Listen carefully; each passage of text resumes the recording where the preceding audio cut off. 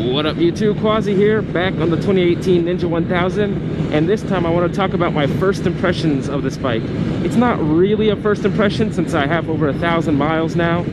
The break-in period is split into two phases. The first 500 miles where you have to keep it under 4,000 RPMs, and then the second 500 for a total of 1,000 where you have to keep it under 6,000 RPMs. I'm completely done with that now. I'm on my way to pick up my license plate from the dealer because they had to ship it or whatever that process is. So I figured why not talk about my thoughts on this bike. So my very first impressions when I got on this bike was, one, it is definitely bigger. Two, it sounds great. I love the inline four, and it's very smooth. It's very smooth. There's still a little bit of that off-on throttle. I guess I'll never get rid of that on a fuel-injected motorcycle, but it's better than my 300. The other thing is that it was very confidence-inspiring. Maybe because I was riding it in such a controlled, slow way for most of the break-in period, but even hitting the little twisties that we have not too far from San Antonio, I never felt scared of this bike. I felt like everything was under control. It felt smooth. It felt powerful. I didn't feel much of the torque until after that first 500 miles, because staying under 4,000 RPMs for your break-in period is extremely tough. In 6th gear, that's like 60 miles an hour, 65. In Texas, we have highways here 80, 85, and everyone drives. That's like the minimum speed limit here in Texas. So yeah, definitely very confidence inspiring. Even though it's bigger, it's very smooth, very manageable. Once I got past that 500 RPMs, or the 500 miles, wow, the torque is phenomenal. Like even in 6th gear, I'm only at 5,000 RPMs, and if I decide to roll on this thing, like I can, look at that, instantly 90. It's just power on tap, and I love that. It actually makes me feel a lot safer on the highway because I'm no longer stuck next to semis or whatever. I can just get out of the way without even really having to drop a gear. It's fantastic. I love that. Other things, the mirrors are much nicer just because I don't have to do that chicken arm thing anymore. They're actually wide enough for me. I love the adjustable windshield. I leave it in sport mode pretty much all the time, but if it gets super cold, which it hasn't lately, but if it does, it's nice to be able to flip that up 2 positions or 3 positions, I don't remember. And all in all, it's a very solid bike. You guys have already seen I've done a decent amount of 2-up riding with my girlfriend. That was one of the reasons I wanted to get the Ninja 1000, because the suspension on the 300 and the seat position and the seat, for me, wasn't going to do it. I wasn't going to feel safe. The brakes weren't good enough. But with this, I feel perfectly fine. It is something you have to get used to, as with any 2-up riding, but it's definitely doable. And the preload adjustment in the back is very nice. To just click that up a few ticks and boom, you're good to go with the passenger. It has plenty of power to pull and pass even with the passenger, which is nice. The insurance is way more expensive, so that's something to keep in mind. It might make sense for a bike like this for you to save up the money and self-insure. Just get liability and, let me get over, don't need to be in the fast lane, and just self-insure this bike because it is ridiculously expensive. To give you some perspective, the Ninja 300 comprehensive insurance was like 300 bucks a year. This thing, like 3,000, 10 times more. It's crazy. Let's see, what other initial impressions? The tires, I don't even know what kind of tires they're on, but I've had no issues with these. I know with the stock 300 tires, I had a lot of issues back when I bought mine in 2015, I think. Or was it 2015, 2016? Those tires did not give me confidence whatsoever. I would slide on the white paint all the time, or even if the pavement was just a little bit wet. I never got that on this Ninja 1000. I kind of talked about the throttle being pretty smooth. It's not perfect, but I've never ridden a bike that's been perfect, because what I'm really looking for is no on-off jerking, dipping, any of that, which is almost, I don't think that's even possible, is it? You'd have to have like a super soft suspension where then you don't feel anything, but I don't know. And like no engine braking. I want to say I get between 30 and 40 miles per gallon currently, but it's the premium fuel too. It's the 93 octane, because that's what we have around here. I think it's 91 minimum. I took the sticker off that tells me. It's definitely not the most practical city vehicle, and I don't mean weight or power or anything wise. I mean just, if I wanted a city commuter, the 300 was more than enough to get me to work, back from work. Cheap gas, cheap insurance, cheap to maintain, cheap all-around bike. This is definitely more of a fun toy, a nice to have, not needed, but I'm enjoying it so far. My first impressions are definitely very positive. Complaints wise, I don't have too much. I would like to see throttle, or what is it called? Why can't I think of the word? Cruise control. It would be nice, since this is technically a sport tourer, it's like a comfortable ZX10. I would like to have cruise control, but you could see here I have a fake cruise control.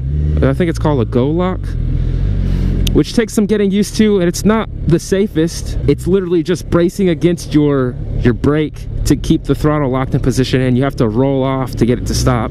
So if you hit the brake without rolling off, you're still applying full gas. So I only use that when there's absolutely no traffic and it's like a long cruise somewhere out in the middle of nowhere. That's when it comes in handy to relieve some of the strain from your wrist, which isn't too bad anyways because of how upright these handlebars are. Let's see, other complaints is my foot being so close to the exhaust. It's kind of hard to see from this angle, but I'm not sure why Kawasaki did that. They should have lowered the exhaust or moved it farther back, but then I guess it messes with the rear passenger if you do that. I don't know. I don't really have any complaints. The seat I'm just fine with. I did 600 miles in like 2 days after I got it to get the braking period done with. Oh, transmission and shifting. Feels good to me. I'm not very technical, so I can't describe it for you like some of these other professional reviewers that talk about mushiness and snappiness and all that. I just know it feels fine to me. I shift up, it shifts up. I shift down, it shifts down. Not really any false neutrals. I mean, it does have the neutral finder if you're stopped, so sometimes that gets confused. I've had 1 or 2 situations where I was trying to get into first or second and I kept hitting neutral, or vice versa. I was trying to get into neutral and I hit first or second because I wasn't stopped. But yeah, I've had that same thing with the 300 and it's not bad at all. It's not an issue, not even really worth bringing up. Headlights are phenomenal. Another great first impression for night riding or late riding. Having 2 LED lights even on low beams is nice. It is so nice. Much more visibility. I feel much more comfortable riding at night. Brakes and stopping power also feels really good on this bike.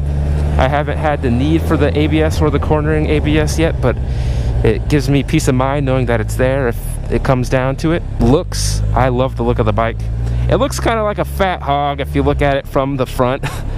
a beast of a machine, but I think that's okay. It's effective, it's practical, it looks pretty good. From the side, it looks even better. As far as power modes and traction control and all that stuff, I really haven't used anything. I've been in full power mode pretty much the whole time.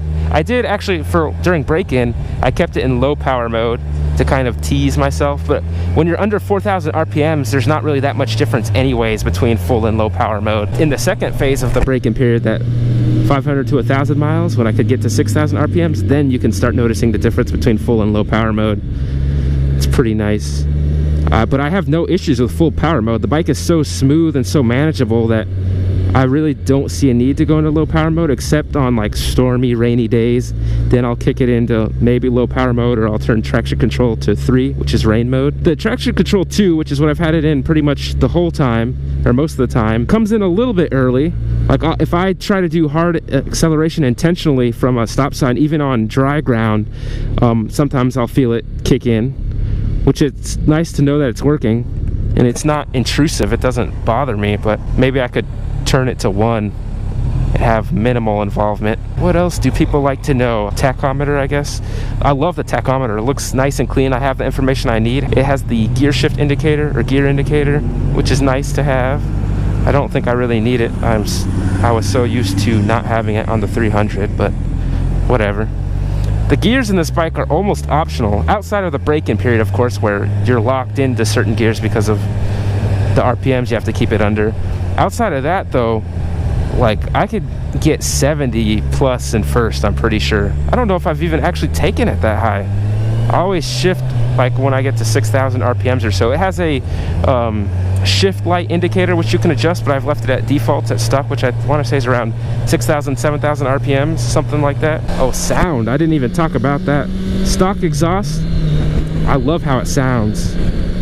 The intake sound and the exhaust sound itself, I didn't wave to that guy. Oh well, he didn't wave to me. I love the sound. People say this exhaust looks bulky, and normally, yes, I agree, but with this silver version of the Ninja 1000, it matches the body so well. I think I'm gonna leave it. It has hazard lights. My 300 didn't have that, I don't think. I don't remember anymore, actually. That's kind of nice. I've used it once or twice, just when I pull over to the side of the road so people could see me, pass by me. Fuel tank is it seems a little bit small to me. It has a range indicator, which you can see right here. It says 177, or I don't know if you can actually see that or not. And I'm at pretty much a full tank.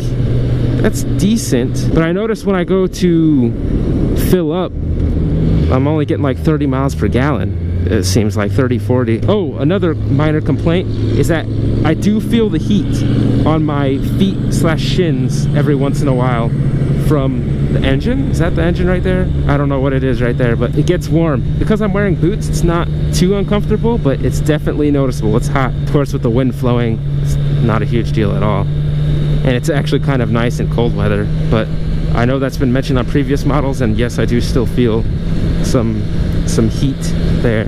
My girlfriend, I don't know how tall she is, but I think she's actually 5'5", 5'6", and I think the back seat cramps her legs a little bit, but that could be a combination of her being new to riding and new to being a pillion or passenger, and also this, like the foot pegs in this seat. I knew coming into this bike that it wasn't going to be the best passenger bike, but I wanted a jack of all trades, and that's what I got, master of none. For the short little rides we've done so far, like 30 minutes, things like that, it's been just fine. More than that, it's hard to say. We'll find out eventually when we take some longer trips. I imagine we're gonna need to get off every hour at least and take a break. It's still much more comfortable than I think the 300 or a Super Sport, something like that. That's all I can think of right now. If there's something specifically you'd want to know about, let me know in the comments and I'll try to answer. All in all, I love this bike. It's very purpose-built, very purpose-driven.